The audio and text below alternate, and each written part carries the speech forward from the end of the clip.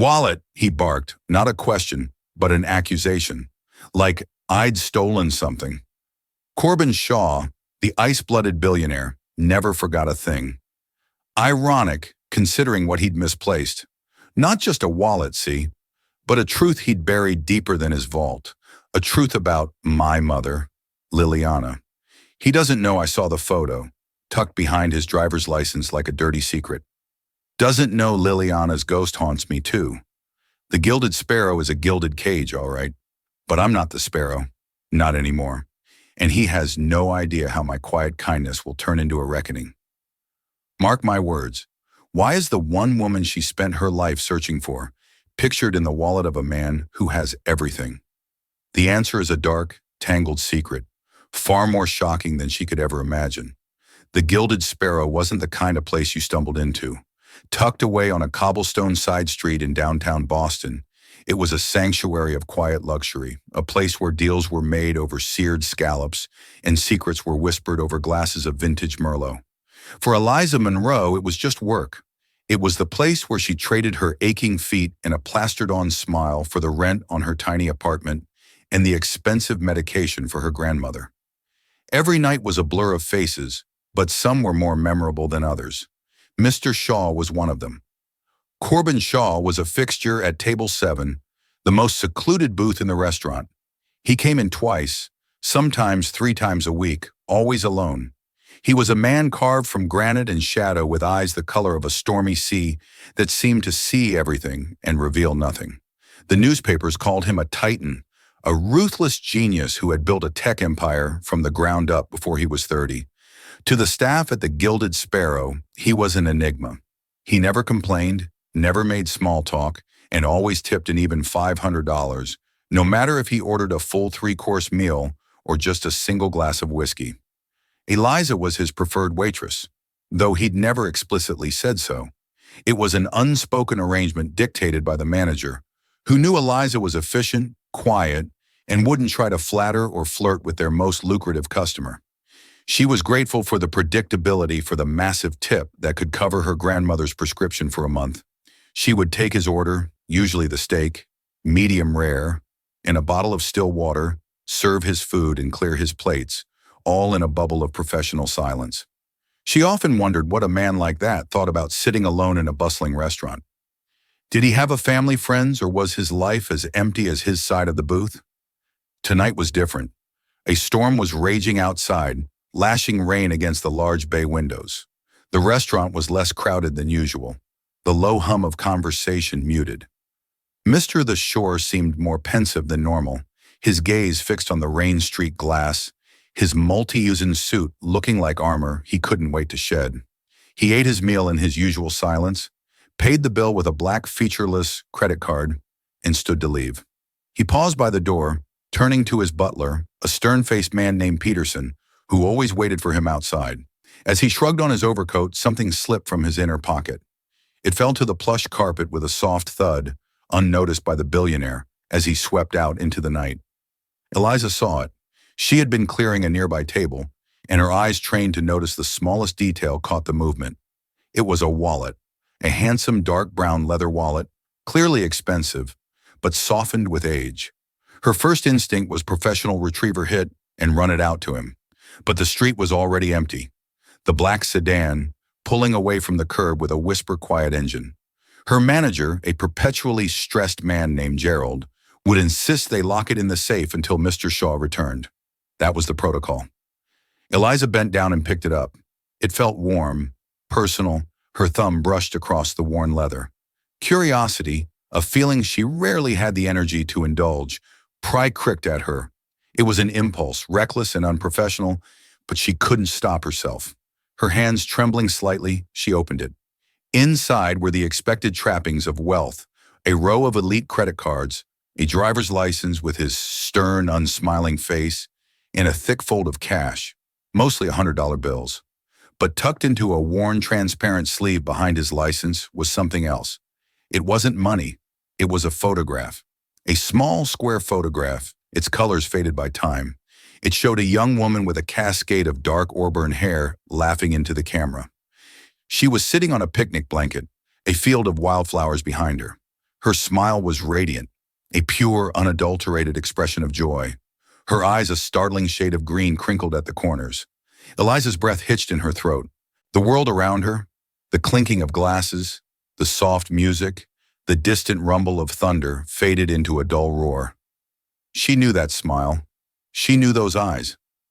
She had spent countless nights staring at the only other existing copy of this exact photograph, the one that sat in a cheap frame on her bedside table. It was her mother, Liliana Monroe. The woman who had vanished from her life 20 years ago, leaving behind nothing but a handful of photos and a daughter with a heart full of questions. Eliza's legs felt weak. She stumbled back, catching herself against a table. Why? How? What was a picture of her long-lost Peniel's mother doing in the wallet of Corbin Shaw, one of the richest and most powerful men in the country? The question slammed into her with the force of a physical blow. The simple, grueling reality of her life suddenly felt like a fragile facade, and it was cracking right down the middle. In her hand, she held the proof, a proof of something she didn't understand, a connection that was both impossible and undeniable. And with that proof came a terrifying realization. The story she had been told about her mother, the story she had built her entire life upon, was a lie. The next 24 hours were a waking nightmare. Eliza went through the motions of finishing her shift, her mind a maelstrom of shock and confusion. She locked the wallet in the restaurant safe as required, but the image of that photograph was burned onto the inside of her eyelids. Sleep offered no escape. Her dreams were filled with her mother's laughing face morphing into the cold, impassive stare of Corbin Shaw. Who was he to her? An old friend? A secret lover? The questions gnawed at her, each possibility more preposterous than the last. Her mother, as she knew her, was a simple woman.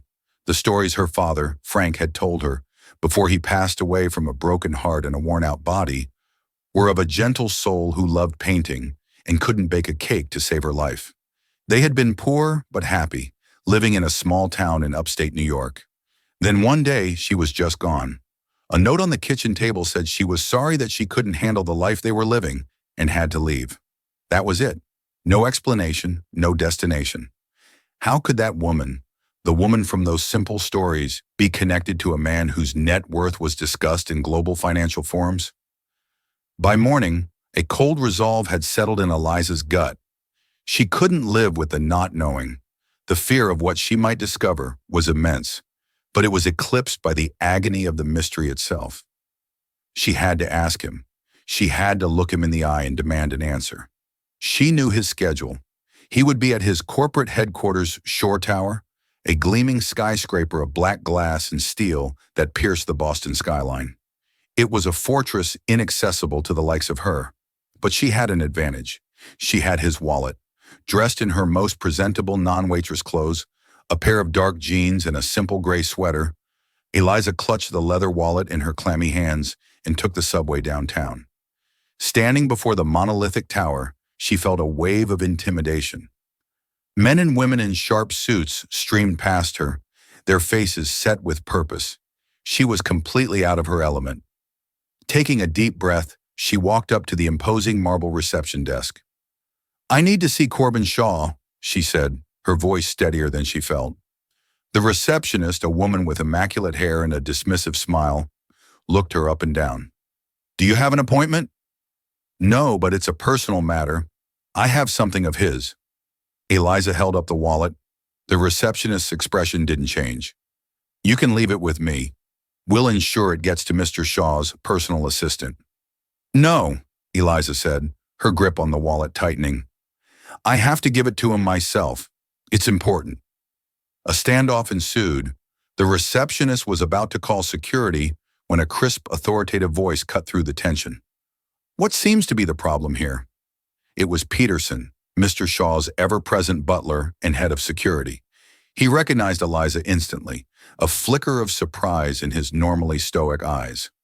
"This young woman is insisting on seeing Mr. Shaw personally to return his wallet," the receptionist explained, her tone dripping with disdain. Peterson looked at Eliza, his gaze analytical. He seemed to weigh the situation, his eyes lingering on the desperation in hers. "Wait here," he said before turning and disappearing into a private elevator. Minutes stretched into an eternity.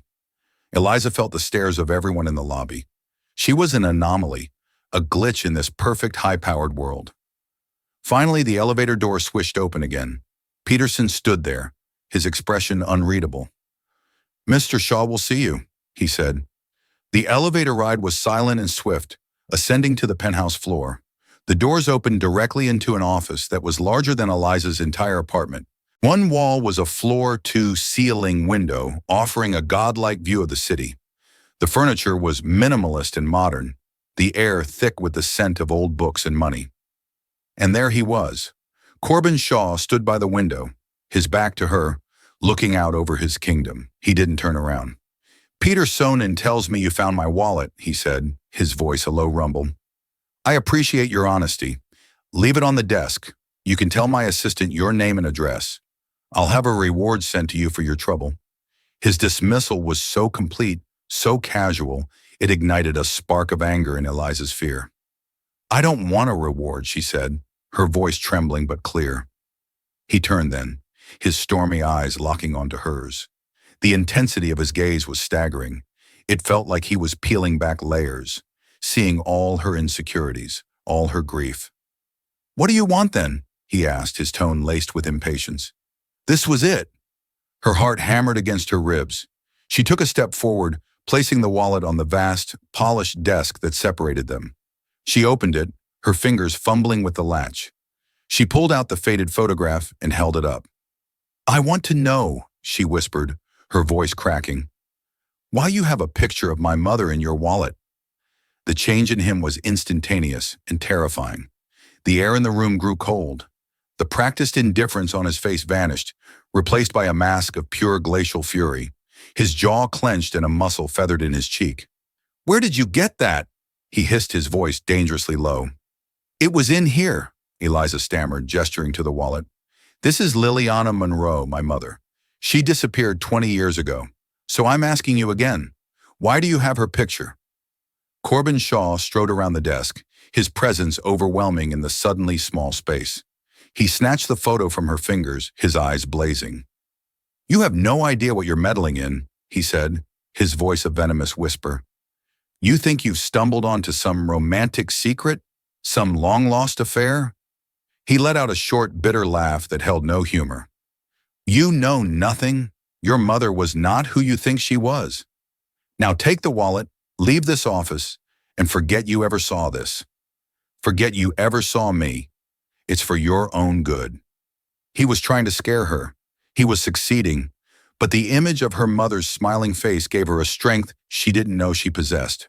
"No," she said, standing her ground. "I've spent my whole life not knowing. I'm not leaving until you tell me the truth." He stared at her, his eyes searching her face. A flicker of something unreadable, was it pain, regret passing through them? For a moment she saw not the ruthless billionaire, but a man haunted by his own ghosts. "The truth," Corbin Shaw said, his voice softening almost imperceptibly, yet carrying a weight that chilled her to the bone. "The truth would destroy you." Eliza held his gaze, refusing to be broken by the threat in his words. Her entire life had been shaped by a void, a question mark where a mother should have been. The grief was a familiar ache, a part of her. What could be more destructive than the emptiness she already lived with? "Try me," she said, her voice quiet but firm. "Whatever it is, it can't be worse than the not knowing." Corbin watched her for a long moment. The fury in his eyes receded, replaced by a deep, weary resignation, as if he were facing an inevitability he had long sought to avoid. He ran a hand over his face, the gesture shockingly human. He looked for the first time tired. He turned away from her and walked back to the panoramic window, staring down at the city below. The silence stretched thick with unspoken history. "Your father?" he began, his voice distant. "Frank Monroe. He was a mechanic, wasn't he? In a small town called Northwood." Eliza flinched, startled by his knowledge. "How do you know that?" "I know a lot of things, Miss Monroe," he said without turning around.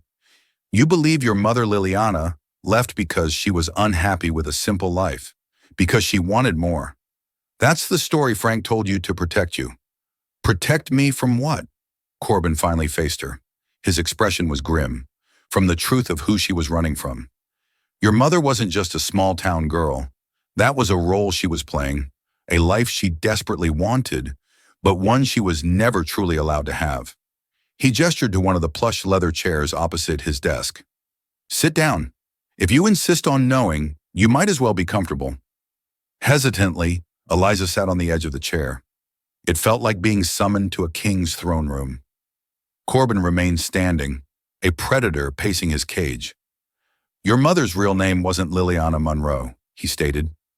The words hung in the air, a foundational crack in Eliza's understanding of her own identity. That was an alias. She was born Liliana Davenport. The name meant nothing to Eliza. Davenport, the Davenports. Corbin clarified, his tone heavy with significance. Are one of the oldest, wealthiest, and most private families on the East Coast. Their money is generational. Their influence is woven into the very fabric of this country's history, and they are possessive. They control everything and everyone in their orbit. He began to paint a picture for her, his voice low and even, but every word dripped with a chilling reality. Liliana Davenport was born into a world of unimaginable privilege and suffocating control. Her life was mapped out for her from birth, including her education, her friends, and her future husband. She was a beautiful, spirited asset to be managed by her father, the family patriarch Jedediah Davenport. She was a bird in a gilded cage, Corbin said, his gaze distant, lost in memory. Brilliant, passionate, but suffocating under the weight of her family's expectations. She met your father during a summer when she managed to slip her leash, so to speak. Frank was everything her world wasn't. He was kind, genuine, and saw her, not her family's name. They fell in love, a pure and simple love that was utterly forbidden. He paused, his jaw tightening. When her father found out he was displeased, he forbade her from ever seeing Frank again. But Liliana had a rebellious streak. She chose love over money. She ran away. She changed her name, erased her past, and built a new life with your father. She became Liliana Monroe. Eliza's mind was reeling. Her mother a runaway Ayaz. It sounded like something out of a fairy tale, but Corbin Shaw's tone was deadly serious. It explained so much, yet raised 1,000 new questions. So who were you? Eliza asked, her voice barely a whisper. How do you fit into this? Corbin's expression hardened. The look of old pain returned sharper this time. I was the man she was supposed to marry. The confession hit Eliza like a physical blow. She stared at him, speechless. Corbin Shaw, the billionaire titan, her mother's fiancé. It was an arranged engagement, a merger of two powerful families, my own and the Davenports. He explained, his voice devoid of emotion. I knew her my whole life. I watched her struggle. When she ran away, her father, Jedediah, was incandescent with rage. He saw it as the ultimate betrayal, a stain on the family's honor. He picked up the photograph from his desk, his thumb gently stroking the edge. He launched a private, silent manhunt to find her. Not to bring her home, but to punish her for her defiance. I disagreed with his methods. I tried to find her first, to warn her, to help her stay hidden. So you were trying to protect her? Eliza asked, a flicker of hope in her chest. I tried, he repeated, and the words were heavy with failure. For a few years, she and Frank were safe. They had you. She would send me letters, small updates through a trusted intermediary. This photo was in the last letter she ever sent. She wrote about how happy she was, how much she loved being a mother, a normal mother. He looked directly at Eliza, his eyes holding a profound sadness. Then one day, the letter stopped. My contacts went cold. I knew Jedediah had found her. When I finally tracked down their location in Northwood, the house was empty. The neighbors said Frank had died in a tragic workshop accident, and that Liliana, overcome with grief, had packed up her car and her daughter and left in the middle of the night. But she didn't take me, Eliza whispered, the old wound of her abandonment tearing open anew.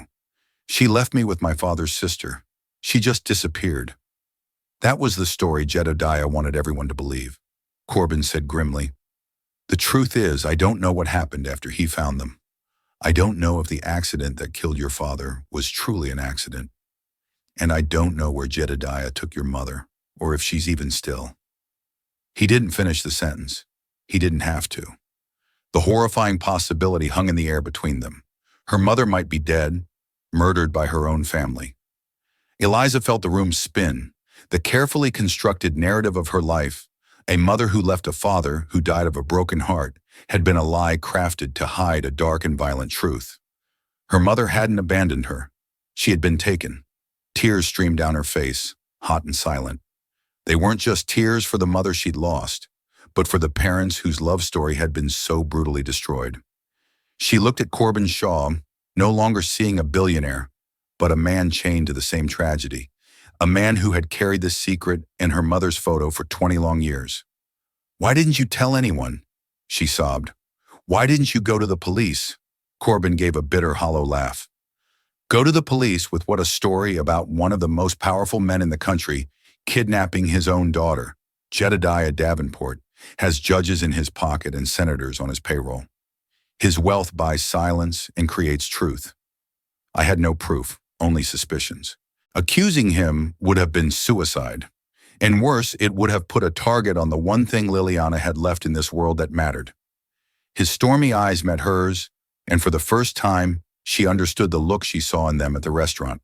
It wasn't indifference. It was vigilance. "It would have put a target," he said softly, "on you." The revelation left Eliza shattered. She left Shore Tower in a daze, the city lights blurring through her tear-filled eyes. Corbin's final words echoed in her mind. "It would have put a target on you." He had kept this secret, not just out of his own complex loyalty to her mother, but to protect Eliza herself. He had been watching over her from a distance her entire life. The $500 tips weren't just extravagant gestures. They were a lifeline. The job at the Gilded Sparrow, a place she got through a surprising referral. It hadn't been a coincidence. He had been her silent, unseen guardian, ensuring she stayed afloat while remaining anonymous, hidden from the monstrous shadow of the Davenport family. Returning to her small apartment felt different now. It was no longer just a place of struggle, but a sanctuary that her mother's love and Corbin's vigilance had inadvertently built. Her grief, once a dull, constant ache of abandonment, had sharpened into a hot, fierce anger. Anger at Jedediah Davenport. Anger at a world where money and power could erase people. Corbin had told her to let it go, to accept the safety of her anonymity and live her life. But how could she? Knowing her mother might be alive, a prisoner in a gilded cage, or worse, knowing her father's death might have been murder in action, felt like a betrayal. Her mind turned to her father, Frank. He had been a quiet, sad man, always tinkering with broken things, as if trying to fix his own broken heart. After he died, her aunt had given her a single large wooden chest of his belongings. It was mostly old tools, work coveralls and car manuals. Eliza had kept it, a tangible link to the father she adored. Now she looked at it with new eyes. She dragged the heavy chest from the back of her closet. The smell of oil and old wood filled the room. She had gone through it a dozen times over the years, but now she wasn't just looking at objects. She was searching for clues. She emptied it completely, spreading the contents across her floor. Underneath a false bottom, a detail her grieving teenage self had missed, she found a small, flat metal box. It was locked, her heart hammered. This was it. This was something her father had hidden. Using a screwdriver from his own tool set, she pried the lock open. Inside, nestled on a bed of yellowed cotton, were a handful of items, a stack of letters tied with a faded ribbon, a single ornate gold-colored key, and a small folded piece of paper. She unfolded the paper first. It was a note in her mother's elegant, looping handwriting, but it wasn't a letter. It was a warning. "My dearest Frank, if you are reading this, they have found us. Do not trust them. Do not believe their promises. Jedediah's reach is long. Remember my stories of the aviary. The peacock sees all. His pride is his weakness. Take our little starling and fly. The key is for the city nest. Everything you need is there. I love you more than all the stars. Yours forever, Lily." Little starling. That was her father's nickname for her. The city nest. The peacock sees all. It was a cipher, a message of love and fear from the past. And the key, it was shaped like a feather, a peacock feather. Her hands shaking, Eliza untied the ribbon on the letters. They were from her mother to her father, written before she was born. They were love letters, full of hope and plans for their future. But a thread of fear ran through them. She mentioned my father's sigil, the peacock, a symbol of the Davenport family's ostentatious pride. The peacock's eyes are everywhere, she wrote in one. This was it, proof. This was what Corbin Shaw lacked. But what was the city nest? She scanned the letters again. In one, her mother mentioned a dream of having a small art studio in Boston, a place to escape a nest just for them. She mentioned a street name, Winslow Place, and a building she admired. It was a long shot, a 20-year-old dream, but it was all she had. The next day, Eliza took the key and the note and went to Winslow Place. It was a quiet, historic street, much like the one the Gilded Sparrow was on. And there it was, a handsome brick building with a discreet sign, Winslow Place Storage. It offered private, long-term storage units, the kind wealthy city dwellers used for art, wine, or furniture. Her heart pounding, she approached the front desk, managed by a sleepy-eyed Clear. "I'm not sure if this is right," she began, her voice unsteady. "I'm looking for a unit rented by Liliana or Frank Monroe or maybe Davenport. It would have been about 20 years ago." The Clear typed sluggishly into his computer. Nothing under Monroe or Davenport. He looked bored. Eliza's shoulders slumped. It was a dead end. Then she remembered the note. His pride is his weakness. What if the unit wasn't under her name? What if her mother, in an act of bitter irony, had used her father's name? "Could you please check one more name?" she asked. "Jedediah Davenport." The Clear typed again. His eyebrows shot up. "Well, what do you know? Unit 312, rented 22 years ago, paid in full for 50 years. Seems you're the first person to ever ask about it." It took every ounce of her self-control not to gasp. Her mother had hidden her escape hatch right under her father's nose, using his own name, banking on the fact that his monumental pride would never allow him to imagine his daughter would use his identity in such a common pedestrian way. "I have the key," Eliza said, holding up the ornate peacock feather key. The clerk shrugged and pointed her down a long, dimly lit corridor, 3rd floor, room 12. The corridor was silent and cool. The air was still. She found the door marked 312 and slid the strange feather-shaped key into the lock. It turned with a satisfying click. With a deep breath, she pulled open the heavy door. It wasn't a storage unit filled with dusty furniture. It was a room frozen in time, a small artist's studio. An easel stood in the center holding an unfinished painting of a field of wildflowers. Canvases were stacked against the wall, filled with vibrant, joyful paintings, a stark contrast to the dark secret of their creator's life. A small desk sat in the corner. On the desk was a leather-bound journal. With trembling fingers, Eliza opened it. It was her mother's diary. Page after page was filled with her elegant script detailing her escape, her love for Frank, her joy at discovering she was pregnant, and her ever-present gnawing fear of being found. She wrote about Corbin, the boy she grew up with, the fiancé she never loved but cared for as a friend. She documented her attempts to contact him to let him know she was safe, and then the final entries. Her tone shifted from fear to sheer terror. October 12th. A man was in town today. He wore a suit that cost more than our house. He was asking questions. I saw the glint of a lapel pin, a peacock. Jedediah has found us. October 14th. Frank is scared. He wants to run again. Take Eliza and disappear to Canada. I told him we must. We are packing tonight. The man was back. He watched the house from his car all day. October 15th. Oh, it's too late. They came. Not Jedi. A man named Peterson. He works for Corbin, but he wasn't here to help. He said Corbin sent him to make a deal to bring me home. I don't believe him. Corbin would have come himself. Eliza's blood ran cold. Peterson and Corbin Shaw's butler, the man who had led her to his office. According to this, he wasn't a savior. He was a harbinger. She flipped to the last frantic entry. The handwriting was messy, blotted with what could have been tears. October 16th. Frank is dead. They said it was an accident in the shop, a faulty lift. I know they killed him. Jedediah's men are here. They are taking me. They say if I come quietly, they will let my little starling live. They will let Frank's sister raise her. It is no choice at all. They are letting me write this one last page. They say someone will find it one day. A warning, they call it. A testament to the power of the Davenport family. My name is Liliana Davenport, and my father has murdered my husband and stolen my life. Do not look for me. Live. Just live, my sweet Eliza. Below the entry was a name, not her mother's.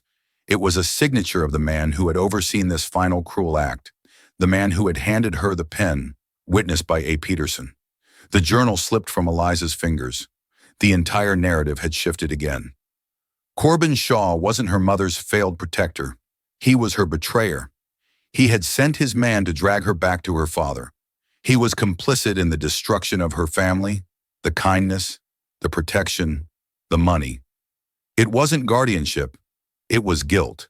A 20-year payment on a debt of blood and betrayal, and the man who had enacted it.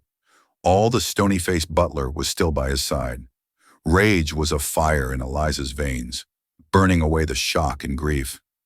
The man she had started to see as a complex, tragic figure was a monster hiding behind a facade of wealth and regret. Peterson, the silent figure in the background, was his accomplice. The diary was undeniable proof. She didn't storm back to Shore Tower. A direct confrontation with Corbin would be pointless. He was a master of control and deflection. She needed to break through his defenses, and the weak point, the one who had signed his name to her mother's last testament, was Peterson. She knew where to find him. Every evening at 7:00 p.m., while Corbin had his solitary dinner at the Gilded Sparrow, Peterson would wait in the black sedan parked in the alley behind the restaurant. He was a man of rigid routine. That night, Eliza didn't go into the restaurant for her shift. She called in sick. Instead, she waited in the shadows of the alley, her mother's diary clutched in her bag, its weight both a burden and a weapon. Right on schedule, the sleek black car pulled into the alley. Peterson got out his posture, ramrod straight, and stood by the vehicle, his gaze fixed on the restaurant's back door. Eliza stepped out of the shadows. Mr. Peterson. He turned his face, betraying no surprise, only a weary recognition. It was as if he had been expecting this moment for 20 years. Miss Monroe, he said, his voice a low, growly monotone. You should not be here. I think I should, she said, her voice shaking with suppressed fury. She walked closer, stopping a few feet from him. I found my mother's studio, and I found her diary. She saw a flicker in his stoic facade, a barely perceptible tightening around his eyes. I read her last entry, Eliza continued, her voice rising. The one you so kindly witnessed. The one where she says you came to her, claiming Corbin sent you to make a deal. The one where she accuses my grandfather of murdering my father. She pulled the diary from her bag and held it up. Your name is right here, Mr. Peterson. A Petersonen. What does the A stand for, Arthur Andrew? Does it matter you stood there and watched as they destroyed her?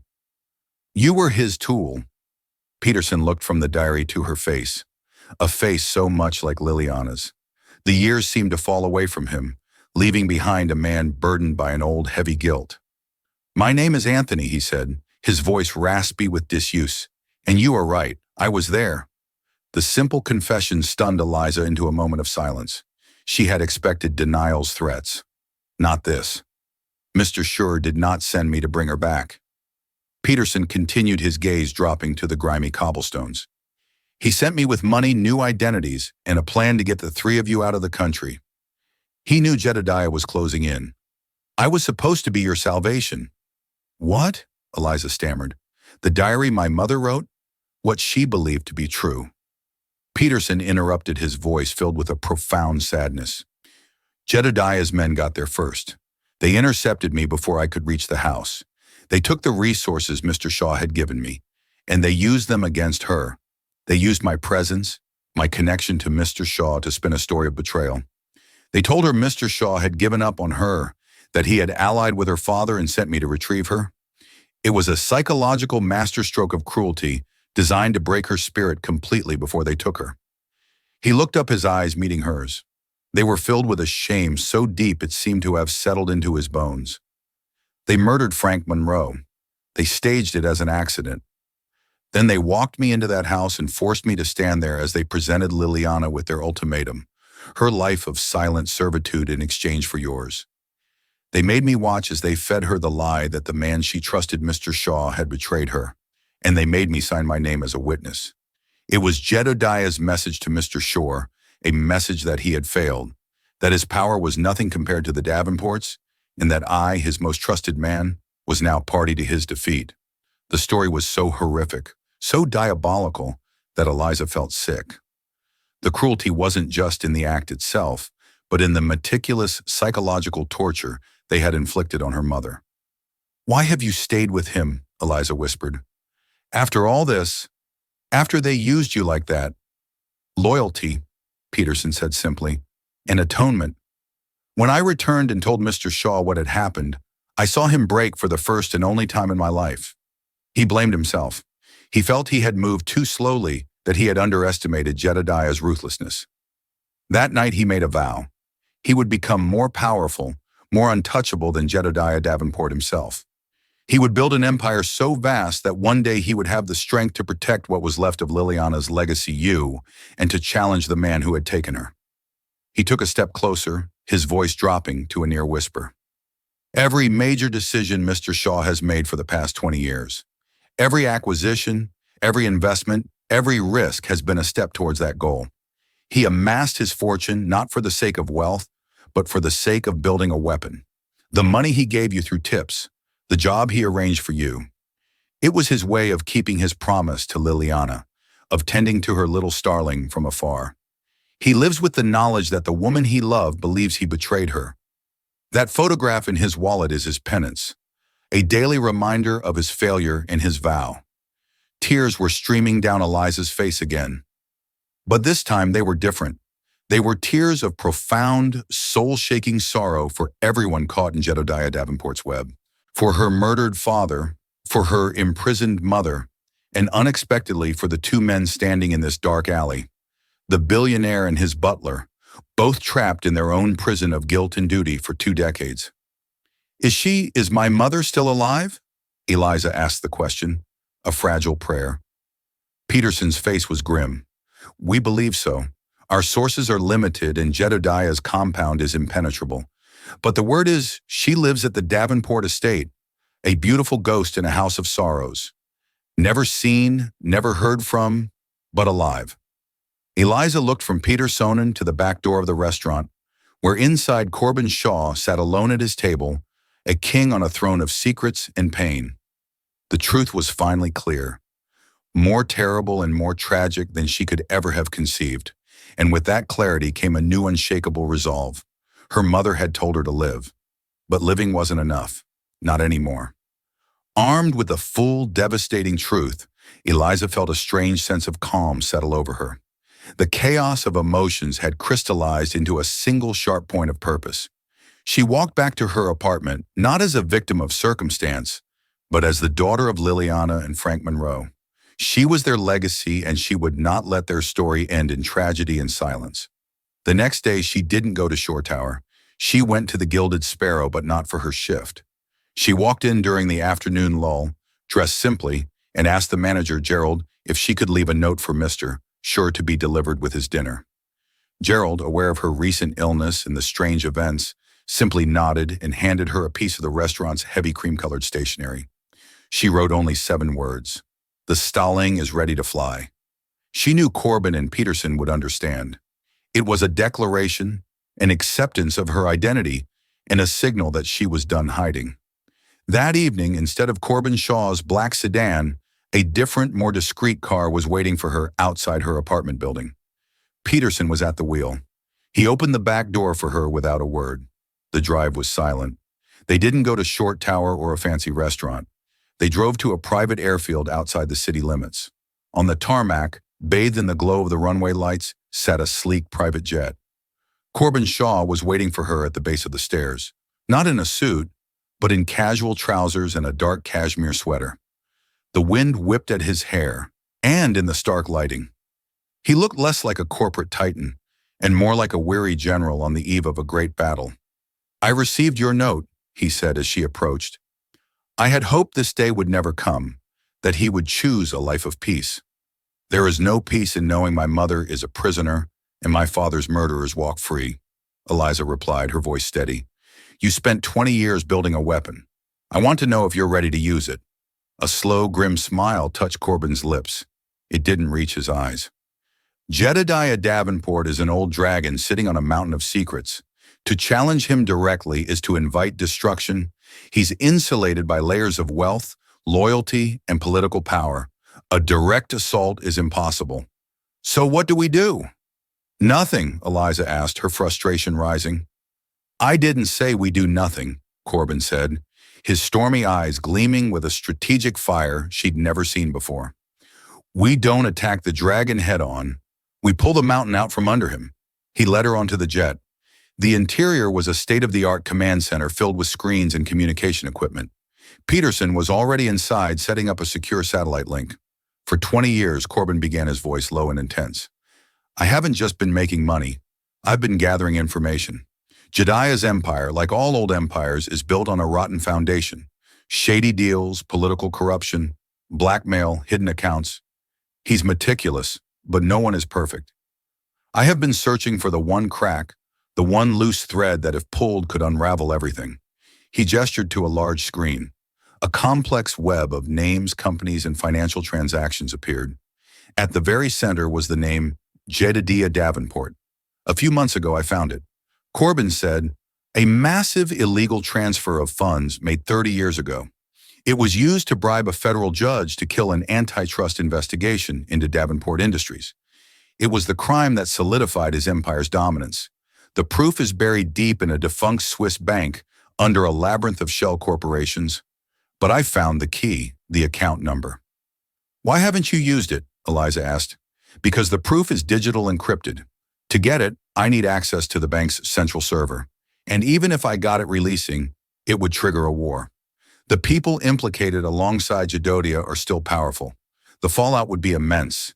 It was a nuclear option, one I was hesitant to use because of the collateral damage and the risk it would pose to you." He looked at her, his expression deadly serious. "But your note changed my mind. You are no longer hiding. The truth, whether we like it or not, is over. The moment Jedediah learns you know the truth, and he will, you will become his primary target. Our only move is to strike first and strike so decisively that he has no power left to retaliate." "What's the plan?" Eliza asked, her heart pounding with a mixture of fear and adrenaline. "The bank's headquarters are in Zurich. Their servers are a fortress," Peterson interjected, his voice crisp. "Physical access is impossible." "But not digital," Corbin countered. "I've been cultivating an asset for 5 years. A senior systems architect at the bank. He has his own grievances with his employers. He's in position. He can create a window for us, a 60-second window to breach their firewall and extract the data. But it has to be done from a specific network node located in London. We're flying there now." Eliza stared at him, stunned by the scale of the operation, the years of patient, meticulous planning. It was a high-stakes game of corporate espionage and digital warfare, all orchestrated by this one man, fueled by a promise made 2 decades ago. "What about my mother?" she asked, her voice soft. "Even if you ruin him, he'll still have her." "That's the second phase of the plan," Corbin said, his face grim. "While the world is reacting to the data leak, while Jedediah's allies are scrambling to save themselves, and his empire is collapsing, his attention will be divided. His security will be focused on the external threat. That's when Peterson will lead a small specialized team to the Davenport estate. It's a rescue operation. High risk, no guarantees." He looked directly into Eliza's eyes. "This is my gambit. I am putting my entire fortune, my company, and my freedom on the line. Once we do this, there is no going back. You need to be sure. This is your war as much as it is mine." Eliza thought of her mother's face in the photograph, her father's quiet sadness, the diary filled with love and terror. She thought of her own life, lived in the shadow of a secret she never understood. There was no choice. There never had been. "I'm sure," she said, her voice ringing with conviction in the quiet cabin of the jet. "Let's go bring my mother home." Corbin nodded once, a look of grim resolve on his face. He turned to Peterson. "Tell our asset in Zurich the game is on, and get the extraction team ready." As the jet's engines roared to life, lifting them into the dark sky, Eliza looked out the window at the receding lights of Boston. She was leaving behind her life as a waitress, as a quiet, grieving girl. She was flying toward an uncertain future, toward a confrontation with a monster. She was no longer just a starling. She was the daughter of a lioness, and she was about to learn how to roar. Eliza's journey, born from a forgotten wallet, had led her to the precipice of a war she never knew was being waged for her. The truth didn't just leave her in tears. It forged her grief into a weapon, her sorrow into strength. She was no longer just a waitress haunted by the past, but a key player in a daring gambit to reclaim a life that was stolen. To free a mother she barely remembered, and to avenge a father she would never forget. The story of Corbin Shaw's 20-year vow and Liliana's tragic sacrifice was about to reach its explosive climax. What happens next? Does their high-stakes plan succeed? Can they truly topple an empire and rescue Liliana from the dragon's lair? The battle has just begun.